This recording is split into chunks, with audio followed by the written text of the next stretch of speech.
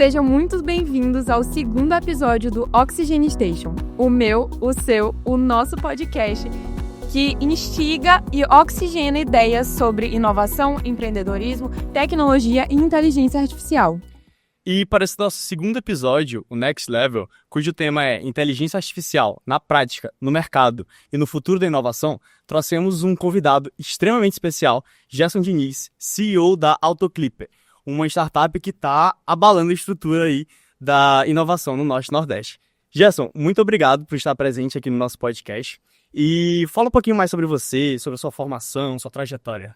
Bom, em primeiro lugar, muito obrigado, Luan, Laura, pelo espaço aqui. Bem, eu sou formado em Ciência e Tecnologia, né? Venho muito desse mundo de inovação, produtos digitais, tecnologia. Fui parar no marketing digital no primeiro momento ali no mercado de trabalho, mas parece que a inovação me puxou de volta, né? A parte de produtos digitais me puxou. Fiz parte ali durante uma época do setor de inovação do Grupo Mirante e lá tive a oportunidade de fundar a Autoclipper, que a gente pode ir desenvolvendo aqui durante o nosso papo. Em primeiro lugar, muito obrigado pelo convite aqui. Vai ser uma honra falar hoje aqui com vocês e trocar ideias sobre inovação, startups e tecnologia. Perfeito. Então, conta um pouquinho mais pra gente sobre os seus principais projetos ao longo da sua carreira, que eu conheço, pessoal, o Gerson é meu amigo pessoal, então, de muito tempo, então eu conheço um pouco da trajetória dele. Conta pra gente os principais projetos que você já teve envolvido, não só no meio da inovação, né, mas também envolvido com outros cenários, como os cenários dos jogos, os cenários do marketing, enfim. Conta pra gente um pouquinho. Legal, tu deu a deixa agora dos esportes, né, dos jogos, porque a gente também fez muita coisa junto, né. Lá na UFMA, eu fundei a Lesama, que é a Liga de Esportes das Atléticas do Maranhão. Foi um movimento que foi feito, acredito que em 2018, nós tivemos os primeiros grandes eventos de 2019, e até hoje eu me lembro que durante a universidade, a gente sempre teve as cadeiras, o lado mais técnico, e parece que aquilo não era normal para mim, né? Principalmente porque eu tive muito contato com engenharia da computação. Então, sentar na cadeira, programar... eu gostava do tema, mas eu não gostava da ideia de pensar, poxa, eu vou passar 8 horas no computador codando, né? Que a gente chama, que é o termo técnico. Eu vou estar programando. Embora eu tivesse facilidade com isso. E aí, durante a universidade, acho que deve ter sido no terceiro ou quarto período, alguns amigos nossos, né, que do nosso ciclo de vivência, começaram a estudar empreendedorismo. Falaram, você leu tal livro do Flávio Augusto, Geração de Valor? E eles começaram a debater sobre o tema empreendedorismo. Mas o que é isso? E aí eu lembro que na época eu fiz um curso da Fundação Bradesco, de 12 horas de extensão, inovação e empreendedorismo e inovação. E esse curso, ele mudou totalmente a trajetória da minha vida, porque eu achava que eu ia ser um engenheiro, sei lá, mecânico ou de computação, que eram as áreas que eu tinha mais afinidade no meu curso. Só que eu vi que não, tinham outras oportunidades que não necessariamente estavam alinhadas à grade curricular e técnica do meu curso. E foi quando eu tive a ideia, eu preciso colocar esse negócio de empreendedorismo em prática. E eu sempre gostei muito de jogar. Particularmente CS, Counter-Strike, é um jogo que a minha vontade era ser jogador profissional, não tive habilidade suficiente, aí eu pensei, vou tentar trabalhar com isso. E eu lembro até hoje, essa memória nunca sai da minha cabeça, que eu tava indo pra Alcântara. A gente tava no ônibus, eu, Luan, Guilherme, que era um grande amigo nosso também. Luan tava do meu lado aqui direito, na janela. E eu tava matutando isso já há uns dias na cabeça. Luan, e se a gente fizesse tal campeonato, tipo tal campeonato aqui no Maranhão, tipo dentro da UFMA? A gente faz uma competição entre as atléticas, não sei o que, não sei o que, não sei o que. E aí a gente faz um campeonato. Ele, beleza, acho que seria da hora. Esse acho que seria da hora foi uma faísca para que eu levasse aquela ideia à frente. E isso foi o início de muita coisa que veio em sequência. Hoje eu não trabalho mais com os esportes, com games, mas essa iniciativa, essa faísca empreendedora, ela foi direcionada para as outras áreas depois. Muito legal. Algo que a gente consegue perceber é que, às vezes, a inovação, ela começa, ou o empreendedorismo mesmo, ele começa de algo que a gente gosta ali do dia a dia, e ele consegue perceber um caminho para, talvez, rentabilizar aquilo ali, né? Talvez seja algo nesse sentido que surgiu a Lesama naquela época, né? Exatamente. E naquela época, a ideia não era nem rentabilizar, acho que era fazer algo legal e diferente. fazer algo que não existia ainda no Maranhão. E, sendo bem sincero, o objetivo naquela época era, cara, eu quero testar como que isso aqui vai funcionar. Porque não existia e meu objetivo ali era simplesmente fazer o campeonato. Independente de, eu vou ter tal valor financeiro, isso vai me jogar para depois para tal cenário. Não, eu só queria fazer o campeonato. E essa foi a história, acho que foi acredito que foi o primeiro passo ali, para sair do caminho comum e ir para um caminho alternativo. É isso. E eu acho que essa questão de startup, a gente nasce tudo de uma oportunidade. Quando a gente está naquele contexto, a gente consegue perceber onde está faltando, o que é que poderia melhorar, né? E eu queria saber se tu acha aí que teu curso, tua área da tecnologia ajudou nessa área quando tu foi migrar para o empreendedorismo, quando foi participar mais dessa questão de inovação.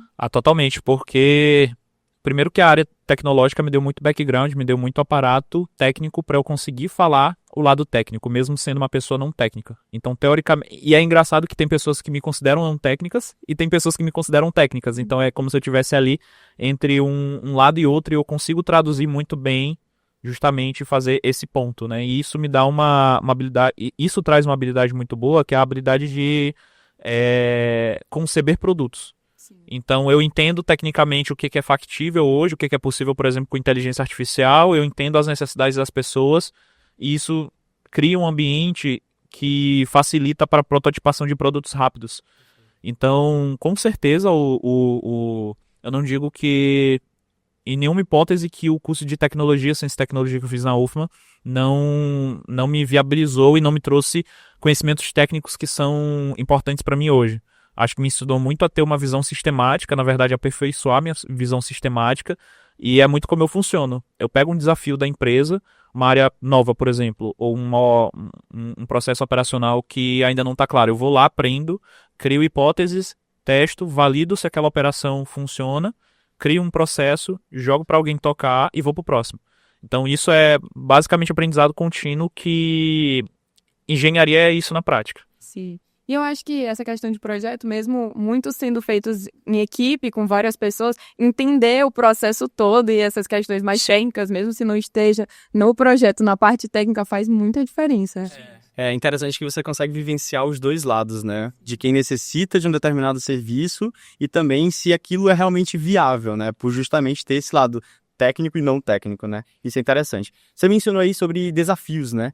Sim. Tem alguns desafios que você consegue elencar que foram realmente os mais desafiadores, os mais complicados de se levar durante essa trajetória? Acredito que o primeiro grande desafio foi pessoas, entender pessoas. Como...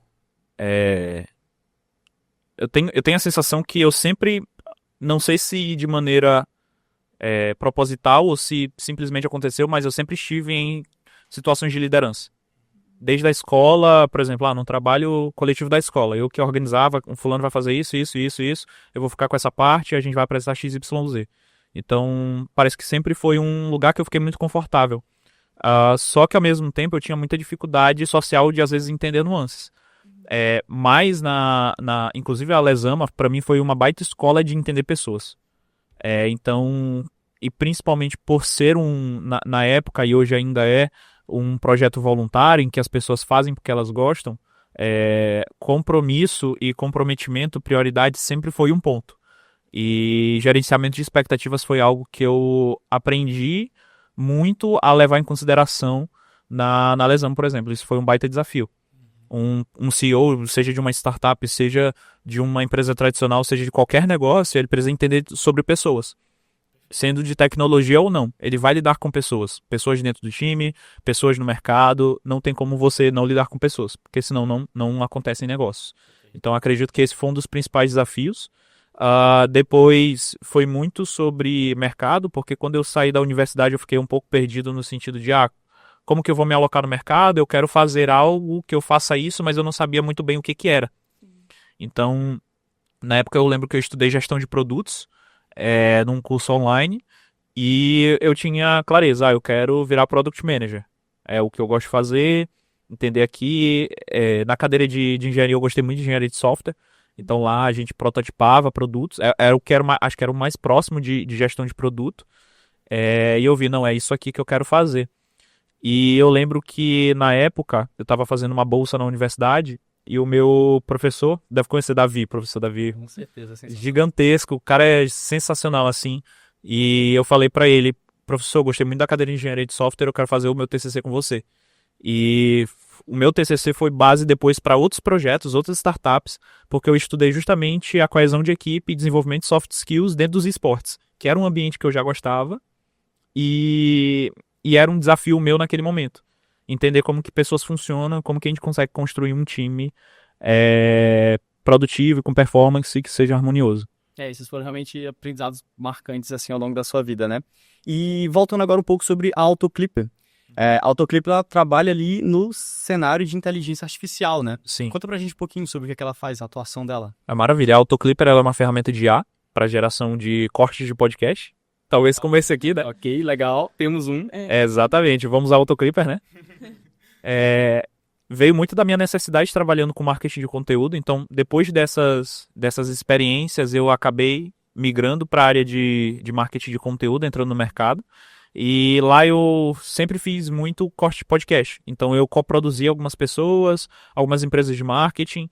E era uma estratégia que eu sempre utilizava. Vamos marcar uma live, um evento, te colocar para participar num podcast. E a partir disso, nós geramos cortes desse conteúdo para que eu consiga reaproveitar. Só que naquela época, isso 2021, como que acontecia? A pessoa sentava na cadeira, assistia o episódio inteiro, várias vezes, e manualmente ia lá anotando os melhores momentos. Tem esse trecho aqui do minuto 1,5 até o minuto 3. Isso Que fulano... né?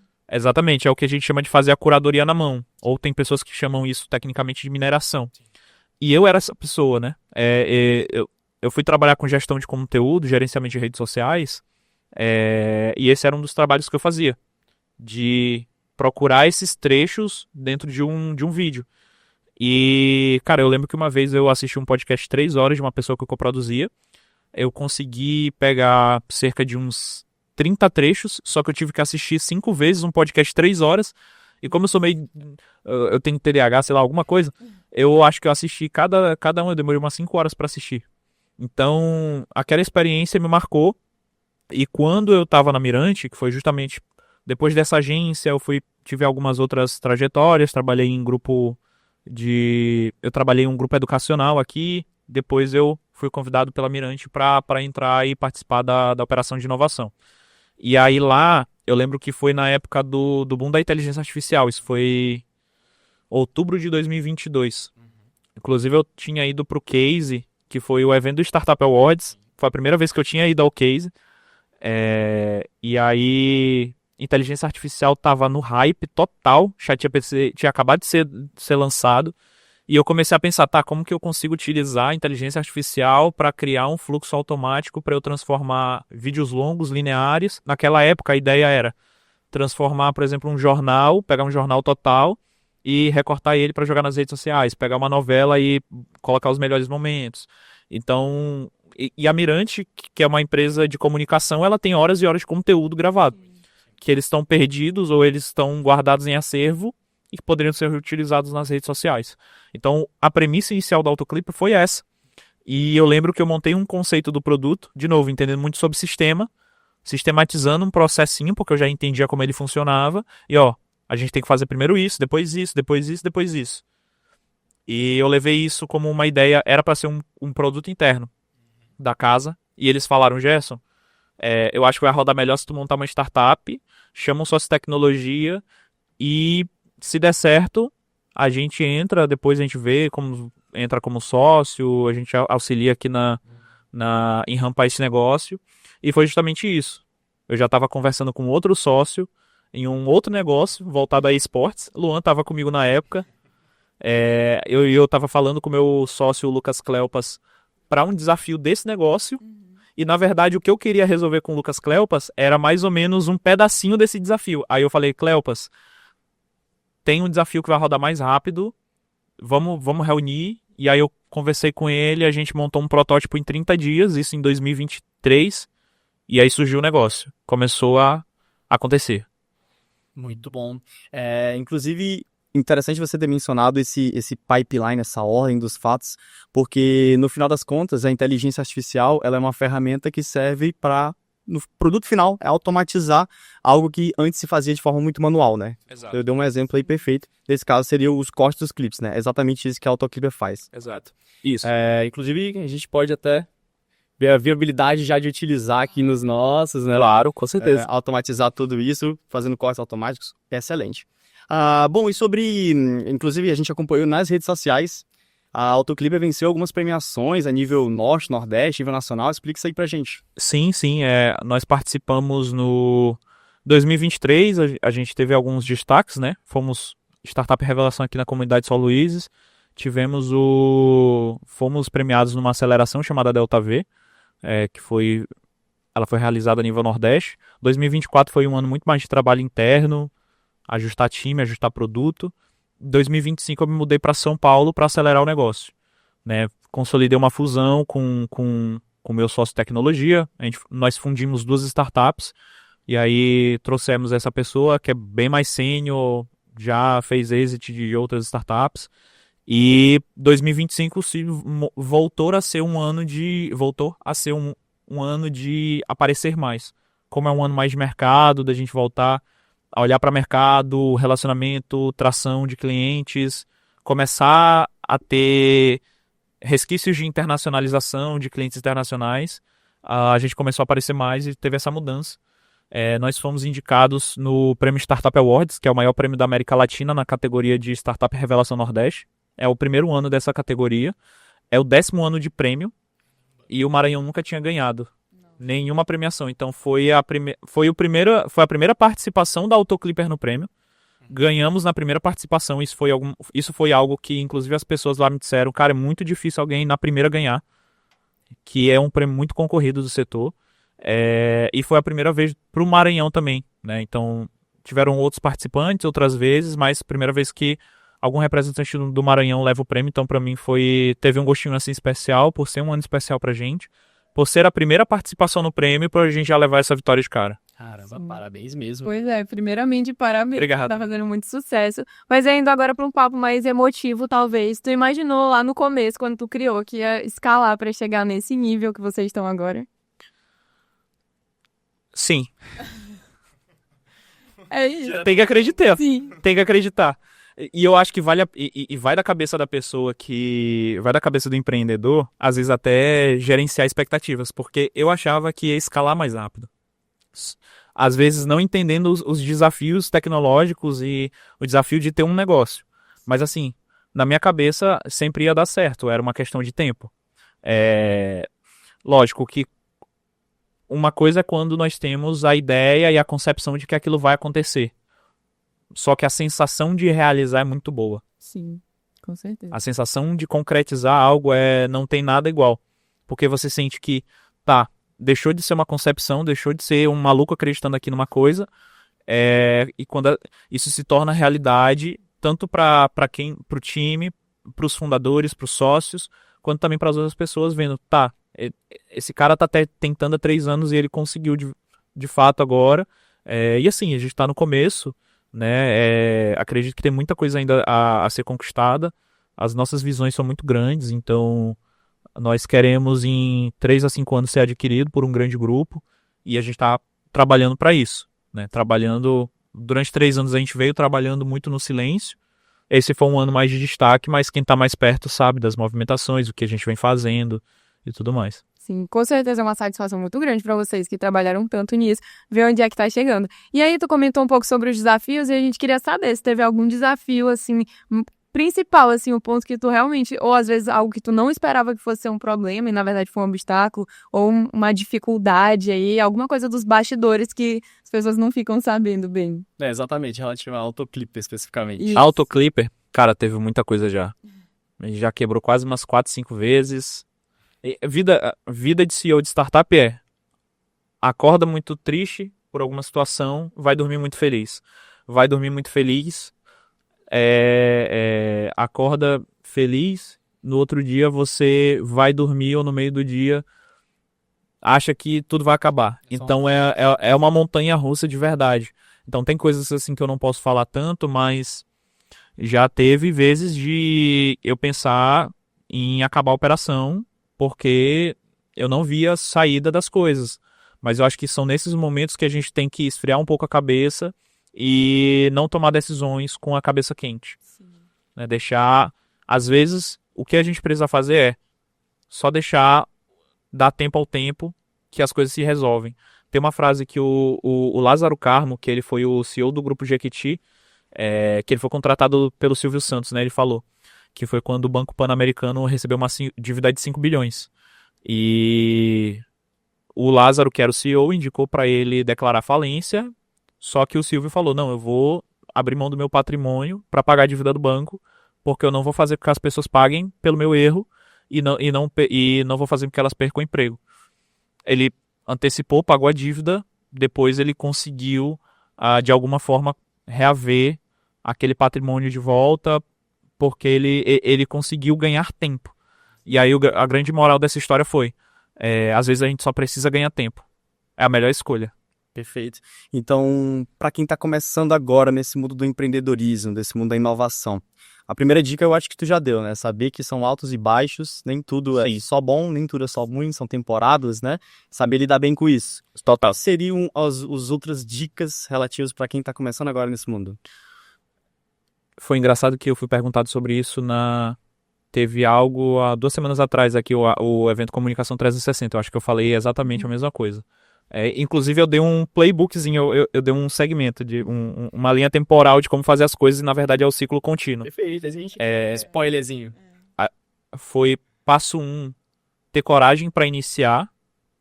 Passo 2, ter resiliência para errar, porque qualquer movimento, no primeiro movimento, a chance de errar é muito maior do que a chance de acertar.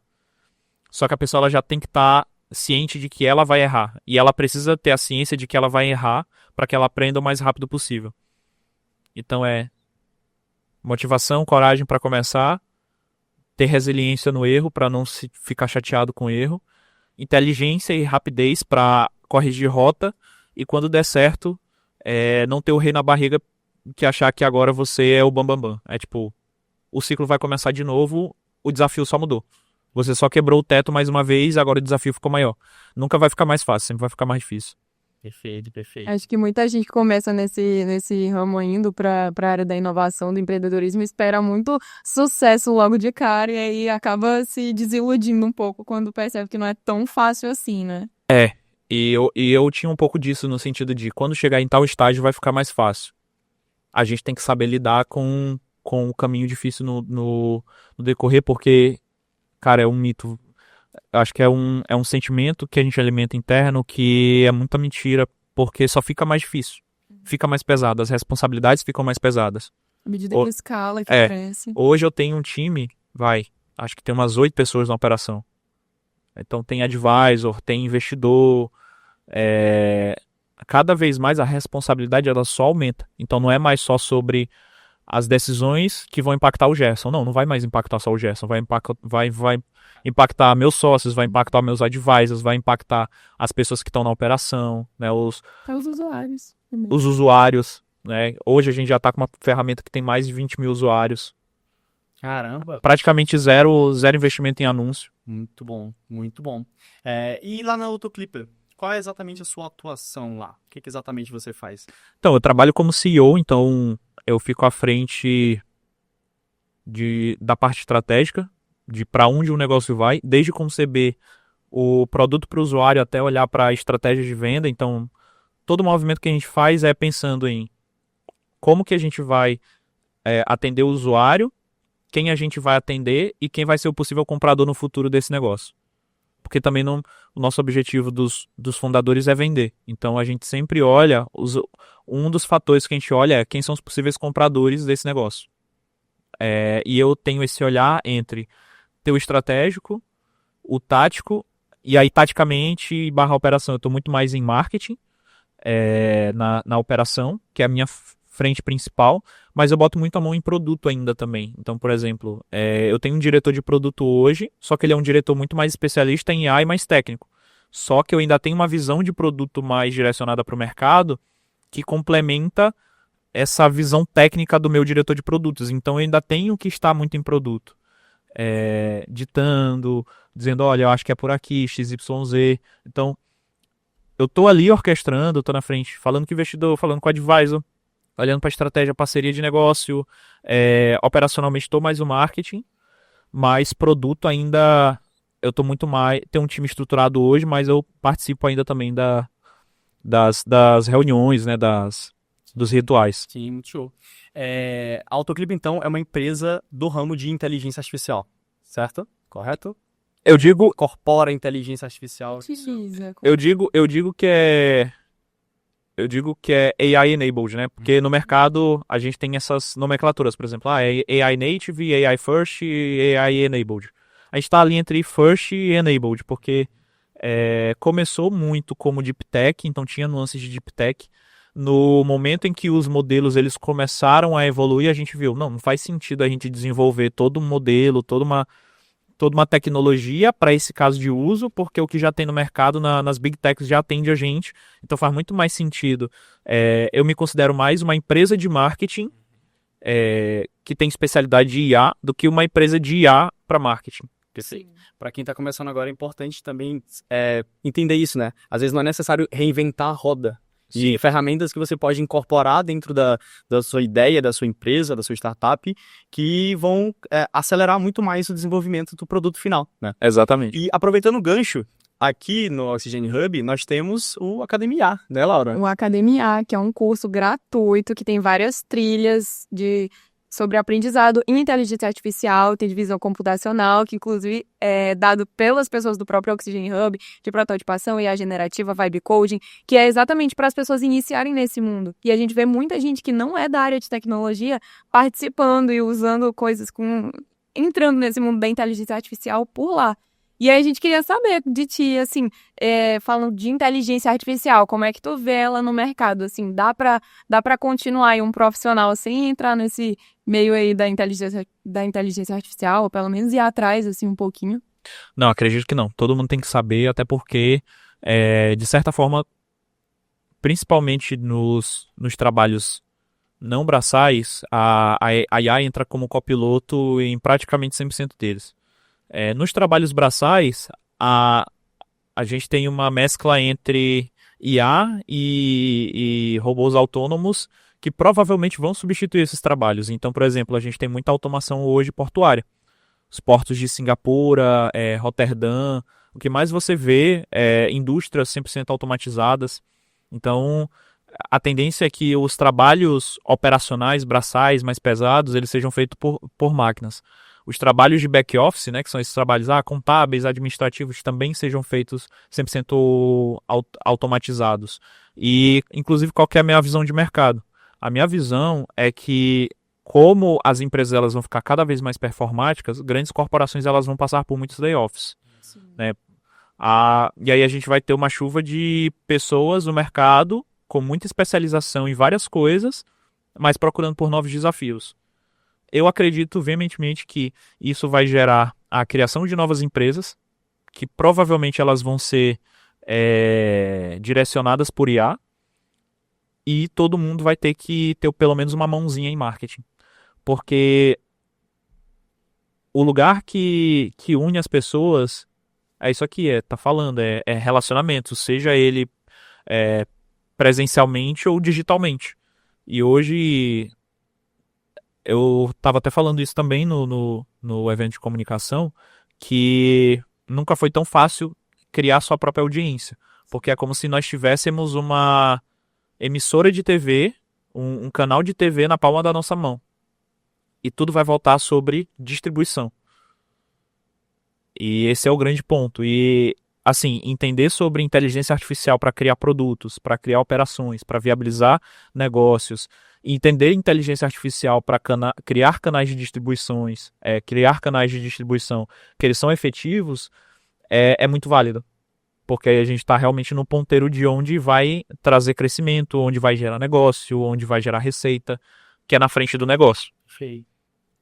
Sim, com certeza. E eu acho que as pessoas, assim, que estão correndo atrás agora, inteligência artificial é uma coisa que não dá mais pra gente ignorar e abraçar ela, tá facilitando muito o dia a dia, tanto para as pessoas quanto para as empresas. E por isso que é muito importante no Academia que essas trilhas são ministradas pelos funcionários do Hub, que utilizam todo dia e que sabem como é ali usar na prática e o que a gente usa todo dia. Por isso, em dezembro e janeiro, as inscrições ainda estão abertas para quem quiser participar. Tem muitas trilhas muito interessantes sobre várias áreas da inteligência artificial diferentes e que todo mundo pode participar. É só se inscrever pelo Instagram, tem lá o link também pelo site do Hub. Exatamente. E é uma dinâmica totalmente prática. Então, nós temos um momento, 4 horas, são um pouco mais teóricos para a gente entender um pouquinho do assunto, mas todo o restante do tempo é completamente prático, colocando a pessoa, o aluno, confrontando ele com as principais ferramentas do mercado, e no final, na sexta-feira, todas as trilhas juntas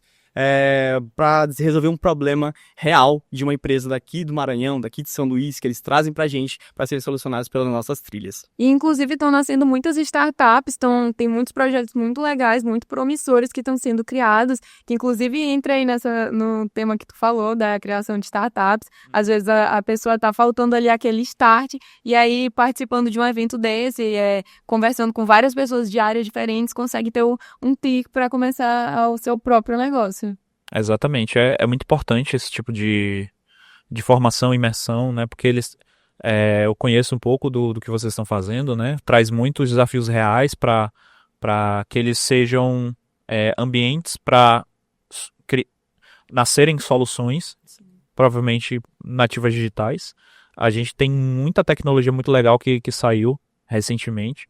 Tem muito espaço para criar muita coisa legal. Então a gente estava até falando mais cedo aqui antes do podcast, né, da gravação do Lovable, né? Então, por exemplo, eu sou uma pessoa não técnica na equipe, mas eu utilizo muito Vibe Coding, que é provavelmente vai ser uma das coisas que vocês vão abordar na trilha, né? Então, inclusive isso foi uma baita mudança na nossa operação, porque a gente tem um analista de produto que ele é muito bom de documentar e procedimentar. E ele é do mercado, né? Ele é clipador, ele é desse mercado de cortes. E aí o que eu fiz? Eu falei, cara, testa essa ferramenta aqui, porque agora tu não vai conseguir somente criar esboços no Canva para o nosso diretor de tecnologia. Você vai conseguir criar protótipos de média fidelidade, porque vai ficar muito mais fácil de ele entender o que você está falando. E foi bizarro o quanto a gente ganhou de eficiência operacional. Porque é como se eu tivesse 3 pessoas em uma só. Eu tenho um cara de produto que prototipa e ele já é QA tester também, já faz qualidade. Aí democratiza, né? Potencializa, aumenta a eficiência, confiabilidade, segurança. É verdade. Se a gente voltar um pouquinho no tempo, nem tanto, né? 3, 4 anos atrás, para gerar um MVP, né? Um produto mínimo viável ali, demorava uns meses, né? Hoje em dia, dependendo da complexidade do sistema, a gente consegue gerar, 2 dias, 3 dias, uma semana. E eu vou falar que o impacto é tão grande que tá impactando o mercado de investimentos em startups, por exemplo. Então eu estou bem próximo ali de algumas pessoas, alguns players que são importantes no mercado de investimentos, e eles já falam, para a gente desenvolver, por exemplo, um MVP, antigamente, a startup tinha que vender uma ideia para conseguir um investimento inicial por volta de 50 a 100 mil reais, contratava uma software house e alguém para desenvolver aquilo, para tentar, depois de gastar esses primeiros 100 mil reais, ver se vai dar certo. E aí pegar uma segunda rodada, uma terceira rodada. E hoje o que aconteceu? A gente encurtou tudo isso porque não se precisa mais de dinheiro para você fazer um protótipo inicial. Teve uma ideia nova que surgiu, uma pessoa me pediu para fazer. Eu fiz um protótipo funcional em real time de quiz em 2 dias com Lovable. 2 dias. É inacreditável. Um produto que está pronto para vender, só falta integrar o sistema de pagamentos. Está pronto para vender, já é funcional. Em 2 dias. Algo que há 10 anos atrás teria que minimamente ou ter um sócio de tecnologia ou contratar uma software house para prototipar isso por pelo menos 30 a 50 mil reais. Então viabilizou muito o nascimento de novos negócios. Perfeito. Muito bom. E, Gerson, a gente está estreando aqui alguns quadros. Legal. Temos alguns aqui pela frente. O primeiro deles é o Genial ou Perigoso. A gente vai levantar alguns temas aqui no mundo da inteligência artificial, no mundo no mundo aqui da inovação, do empreendedorismo, e você vai dar a sua opinião sobre o assunto, tá? Dizendo se é genial ou perigoso e elaborando um pouquinho pra gente, beleza? Beleza. A resposta. Exato. A primeira seria uma ferramenta de inteligência artificial para escrever artigos ou blogs completamente automático. Isso é genial ou isso chega a ser perigoso? Genial e perigoso. Porque eu acredito que dependendo do assunto, existe uma responsabilidade autoral e sobre o assunto minha ali. Então, por exemplo, eu sou um advogado, eu falo de compliance. Tem um ponto aí. Mas, por exemplo, canal de corte, meu caso. Não tem muita coisa que... Os riscos. Os riscos eles podem ser mitigados. Então, eu acredito que varia muito do assunto. Sim. De quão sensível é o assunto. Perfeito. É isso. A próxima pergunta seria: o uso de IA para criar deepfakes. É perigoso. Assunto delicado, né? Assunto bem delicado, porque, inclusive eu tava num evento na Campus Party agora que teve em Goiânia, e eles estão lançando um evento chamado Ethos IA, que é tipo ética em IA. E veio um cara gringo, eu não lembro o nome dele agora, que eu entrei na sala e ele tava falando assim, e o que você acha de recriar um filme com IA da personalidade do Charlie Chaplin? Tipo, cara, o que eu vou achar disso? Será que o Charlie Chaplin teria a mesma personalidade hoje da mesma personalidade de 1950? Então, tipo, existem muitas nuances e o debate é muito mais profundo do que minimamente falar perigoso ou genial. Mas eu acho que é mais pra perigoso do que pra genial. Sim, teria que ter muitas limitações para ser algo genial. E existem tantas nuances que a gente nem sequer pensou em todas elas. Com certeza. Já puxa para um lado mais legal, mais ético, mais moral da história, né? Então, realmente, tem muita conversa sobre esse assunto. Inclusive, tem agência de marketing surgindo, fazendo influenciador 100% feito por IA. Olha aí. Saiu hoje uma agência chamada Fly Media, que é feita por um cara chamado Nigel, que é um grande creator, e que a proposta dele é ter 100% do direito autoral do influenciador, ou seja, ele está matando no circuito dele o influenciador digital porque ele já está criando 100%. Sim. Então, são coisas que chegam a esse nível de debate, né? Como que fica o mercado perante a isso? As pessoas envolvidas, né? Realmente. Muitas discussões éticas aí. Discussões éticas. Próximo ponto. Automatização do atendimento ao cliente, com o que antigamente a gente chamava de chatbot, né? Hoje a gente vem chamando mais de agentes conversacionais de inteligência artificial. Isso seria genial ou perigoso? Genial depende do tipo de atendimento. Então, por exemplo, se é um atendimento... Porque cada negócio varia de um negócio para o outro. Então, por exemplo, se minha carteira de cliente é uma carteira que tem um ticket maior, que tem, sei lá, um cliente paga por mês para mim R$500 mil. Eu não vou botar um chatbot na mão desse cara. Sim. Eu vou botar uma atendente que vai ter uma carteira mínima ali de falar, sei lá, com 30 pessoas no mês. Sim. Mas, por exemplo, Autoclipper. A Autoclipper é um produto de massa. É o que a gente chama de B2C. Ele é feito para o consumidor final ou para pequenas empresas. Então, eu tenho uma base de usuários de 20 mil usuários. Não tem como eu ter um time de suporte para falar com cada um. Sim. Um chatbot, um agente de IA, ele se torna genial porque ele consegue entregar numa primeira camada de nível de serviço um atendimento mais próximo para resolver o problema do usuário. Sim. Então, nesse sentido, é genial. Feito. É isso, a gente inclusive tem vários agentes de inteligência artificial que o Hub está desenvolvendo aí. E acho que é isso, dependendo do público que a gente cria, aqui como a gente lida muito com alunos, com o público que vem aí pro Hub de empreendedorismo, de inovação, a gente consegue criar várias ferramentas aí para ajudar. Exatamente. Essa parte que você comentou da auditoria é muito importante. Então, quando, por exemplo, o assunto começa a ficar um nível, por exemplo, mais de negócios ou de parcerias, e aí já sai um pouco da alçada, digamos assim, da inteligência artificial e já direciona para os responsáveis humanos, o nosso diretor executivo, nosso vice-diretor executivo. Então, é importante saber até onde vai a inteligência artificial, né? Isso. O próximo ponto seria a inteligência artificial como ferramenta de tomada de decisão em processos judiciais. Eu lembro que saiu uma notícia que já teve o primeiro caso que uma IA defendeu uma pessoa e, na verdade, foi melhor do que um advogado humano. Tem tanto esse caso, quanto o caso também da comparação, né? Isso é difícil. Esse é bem difícil. Um ponto Eu vou ficar em cima do muro nesse. seria a Eu não- imparcialidade, né, da inteligência artificial. É a personalidade. É verdade, tem isso. Oscilante. Ao mesmo tempo, tu tá sendo acusado de um homicídio doloso. Tu vai confiar na IA? É.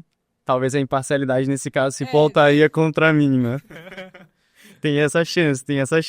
Mas é uma questão realmente delicada. E também saber lidar com as alucinações da inteligência artificial tem que ser um modelo realmente muito bem treinado, muito Nada bem tendencioso. nada tendencioso, para que ele realmente consiga fazer isso da forma mais imparcial e acurada possível, né? Então, realmente, acredito Meio que perigoso. precisa de chegar ainda em um ponto É. Não, esse ótimo ponto aí. da IA para isso, né? Isso. Ótimo. E último ponto desse quadro que é a inteligência artificial ajudando na criação de conteúdos de mídia, como, por exemplo, vídeos, música, arte, cortes de podcast. Ah, isso aí é genial, né, cara? Não tem que... Isso aí é sensacional. Não, mas ajuda bastante, principalmente na parte de fazer o trabalho maçante, né? Porque eu acredito que, principalmente, assim, qual é a minha leitura do mercado de comunicação? Eu acredito que o mercado da Creator Economy, que é esse mercado de criação de conteúdo, ele vai engolir o mercado do tradicional, de grupo de comunicação, e o mercado de agências em pouco tempo. E já saiu uma pesquisa recente da Graphite.io, acho que é assim, que eles falam que em outubro desse ano a gente teve a mudança em que hoje tem mais conteúdo gerado por IA do que conteúdo gerado por humanos. Então, essas tendências, elas levam a gente para um lugar que as pessoas que vão se destacar no futuro da criação de conteúdo, primeiro que as pessoas estarão criando conteúdo para ter audiência, para vender negócios, sim. E o segundo como todo mundo vai estar olhando para isso, o mercado ele vai ficar muito saturado, porque é muito fácil criar com IA. Sim. Só que existe uma questão, que se a gente só utiliza a IA para criar, parece que está todo mundo falando a mesma coisa, só está replicando. As pessoas só estão replicando com a sua voz o que a IA está roteirizando para elas, o que a IA está escrevendo por elas. Então, o criador que ele entende o jogo, de como não matar a personalidade dele, de como ele utiliza a IA, mas ele consegue ter os princípios dele muito bem definidos, valores, comunicação, o que ele acredita. Exato. Então, Ou seja, utilizar a inteligência artificial como sendo uma ferramenta. um braço direito, Exatamente, não o todo. completo, exato. Exatamente. Eu acredito muito isso na comunicação, porque no fim do dia a gente está falando com algum interlocutor, e o interlocutor ele vai se conectar com quem ele acredita que tem os mesmos valores. Perfeito. É isso. E assim, terminamos esse quadro e vamos começar um outro, que é o Verdade ou Mito, que assim como o outro, Olha ele aí. vai falar uma frase e aí tu vai dar a tua opinião e elaborar se é verdade ou um mito na inteligência artificial, educação, tecnologia. Então, a primeira seria: se a IA vai substituir professores no futuro? Essa Polêmica, hein? Tá. Polêmica. Inclusive, tivemos casos na China, né? Já de alguns robôs autônomos sendo professores em sala de aula. É bem curioso. Também, né, robôs autônomos incluem no seu pipeline, no seu funcionamento, inteligência artificial. Sim. Então, isso é algo que em alguns lugares do mundo parece não estar tão distante, né? Cara, eu acho que é mito. Eu acredito que vai ser um meio termo. Porque eu acho que a níveis técnicos vale muito porque IA é processamento de dado. Mas, por exemplo, inclusive nessa questão da Ethos IA, né? Teve uma pergunta que ele fez que eu respondi, que ele falou assim, você confiaria mais na IA, um conselho de uma IA ou o conselho da sua mãe? Aí eu respondi, falei, depende. Depende do que eu tô perguntando. E quanto isso é pessoal ou não. Por quê? Porque, às vezes, a IA só processa o que a gente está dizendo para ela, o contexto que eu estou dando, ou seja, a minha ótica. Mas, por exemplo, alguém que acompanha a gente desde sempre, ou que tem uma noção totalmente diferente nossa, vai trazer uma outra ótica sobre a coisa. E eu acredito que o professor ele entra muito nisso, dessa leitura, de entender, de ter empatia. E a IA não pode ter isso. A IA, ela interpreta dado. De forma fria, analítica, né? Exatamente. Substituir é uma palavra muito forte para todos, em todos os sentidos. Acho que substitui totalmente. A gente não sabe como vai funcionar, mas eu acredito que vai ser ocorrer uma balização, vai ocorrer um equilíbrio aqui, vai ser balizado. Então, talvez a IA seja um assistente de sala, não tem os professores, não tinha, por exemplo, no ensino básico, tem um professor e tem uns assistentes que estão mais próximos. Talvez vai ter, uns robozinhos aqui, auxiliando, mas quem vai estar orquestrando vai ser uma professora. Exato. Ou seja, novamente, né? A IA como uma ferramenta, né? Acredito muito nisso. Perfeito. Próximo ponto. A inteligência artificial vai revolucionar completamente os setores da saúde e educação. Saúde, eu acho que sim. Educação, bastante, mas não tanto quanto saúde. Porque, por exemplo, já existem casos de a IA errar menos numa cirurgia do que um humano. Isso eu acho que realmente vai substituir. Até porque o que tem de casos de cirurgiões que ficam histórico de 30, 40 anos de profissão e que ficam com a coluna debilitada por conta da tensão. Porque a pessoa não tá aqui só em pé, ela tá em pé e tá tensa, porque se ela errar alguma coisa aqui, É a vida de a vida de outra pessoa que tá na sua mão. Sério. Então, o robô tem a frieza de não sentir isso. E ele é treinado para saber o que ele precisa executar. A precisão de um comando XYZ de um robô é muito maior do que a de um humano. Então, por exemplo, nesse caso, eu acredito que faz muito sentido se comprovada.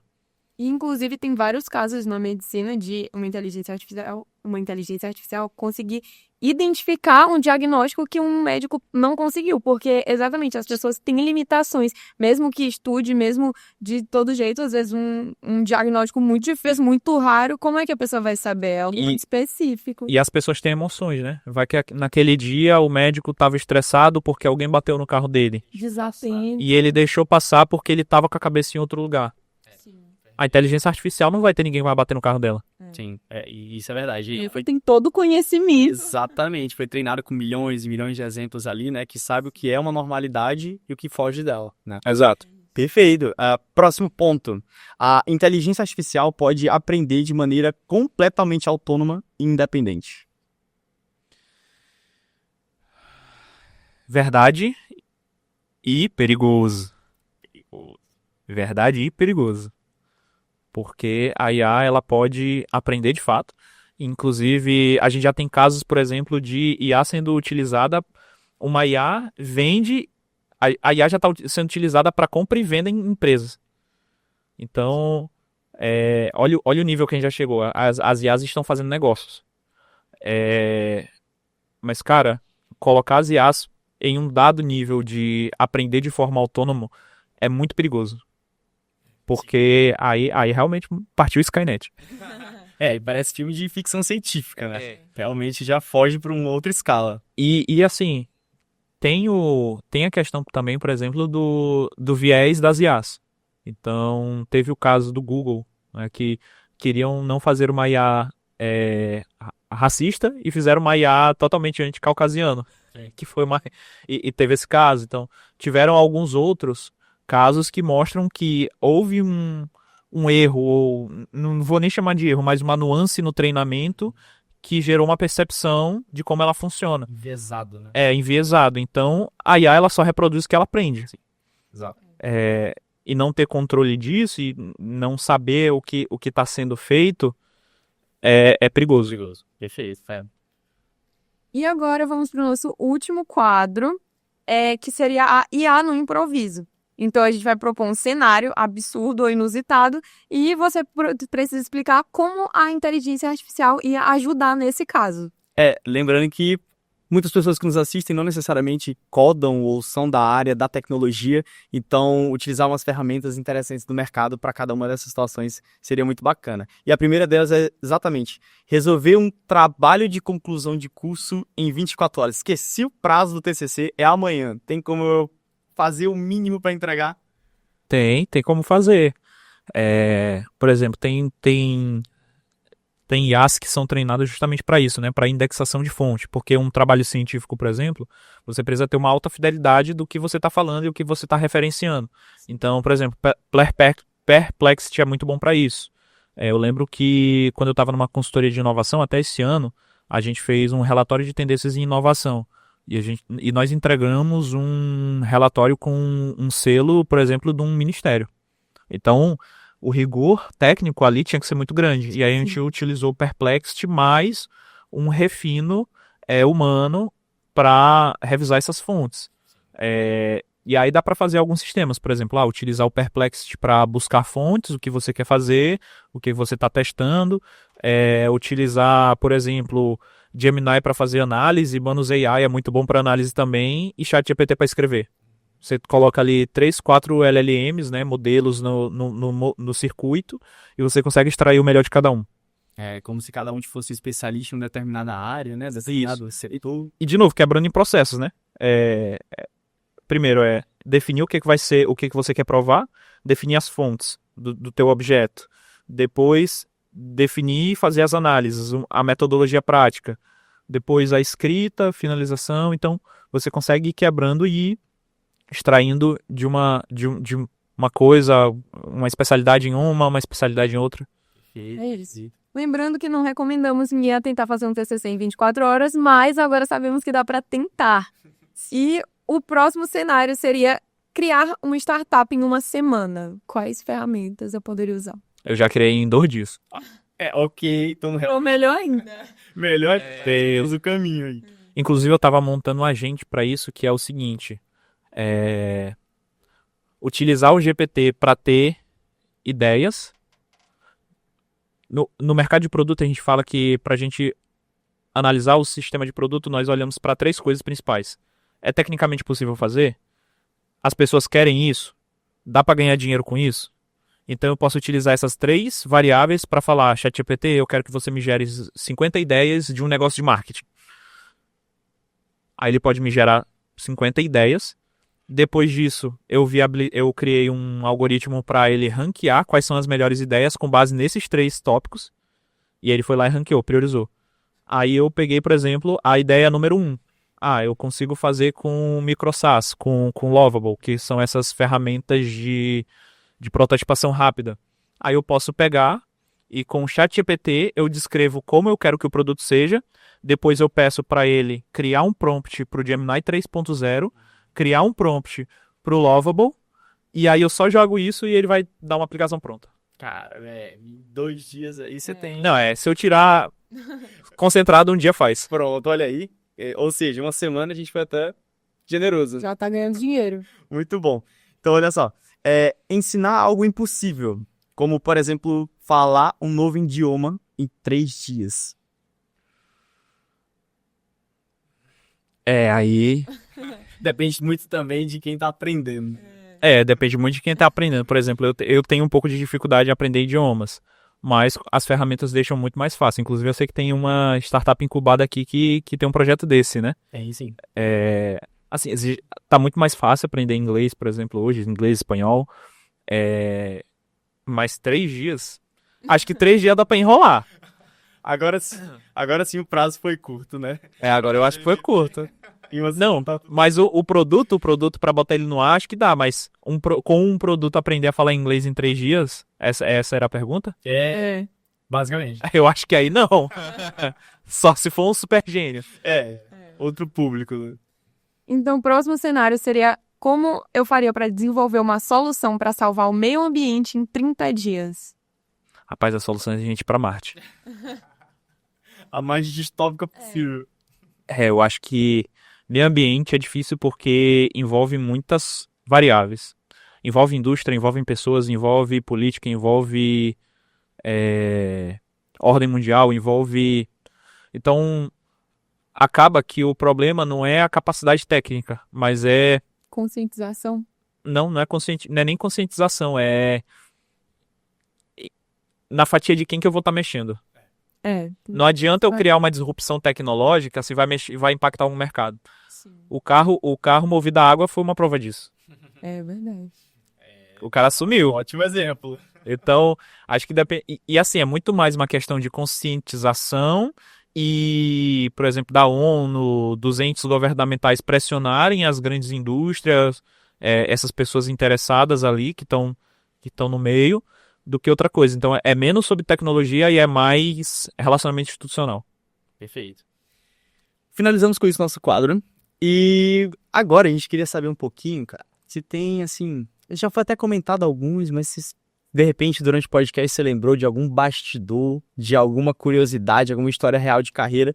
Pode ser sua, pode ser do grupo, de alguém da Autoclip, alguém que tem uma trajetória bacana. Uma história aí por trás que você queira mostrar pra galera. Caraca, velho, tu tinha que ter me preparado pra essa pergunta. Mas pode ser fora da Autoclip, pode ser durante tua carreira aí, tua vida. Alguma curiosidade de algum projeto, alguns erros que depois você viu que na verdade poderiam ter sido acertos. Algo aí por trás que a gente não conhece. Tá, pra quem não me conhece ou pra quem me conhece, tipo, Gerson da Autoclip, eu acho que nunca imagina que eu já vendi Brownie na rua Olha aí. e que eu já narrei jogo de CS. Pronto. Muito. Inclusive, Luan comentava. Tivemos esse passado juntos. Revelações. Revelações. E realmente, foi um... Passamos na TV do Piauí. Passamos na TV do Piauí, foi uma experiência única. Ele era narrador, eu era comentarista. E foi uma experiência, assim, que a gente vai levar pra vida, sem dúvidas alguma. Eu acho que essa foi a mais diferente, assim, de... Cara, eu já tentei ser narrador. Se existe alguém que já foi mais perdido que eu, essa pessoa merece um prêmio. E se encontrou na inovação. Olha aí. Isso é importante. Isso é bastante Coisa boa. importante. Então... E com isso, por hoje nós vamos finalizar o nosso podcast. Não. Tá. E aí, eu queria saber de ti, se tu queria deixar alguma mensagem aqui no final, alguma frase que tu tenha aí consigo, alguma coisa, alguma mensagem. Acredito que para todo mundo que está assistindo e tem interesse no assunto, né, inovação, tecnologia, inteligência artificial, aproveitem, esse é o momento, né, esse é o momento de colocar esforço.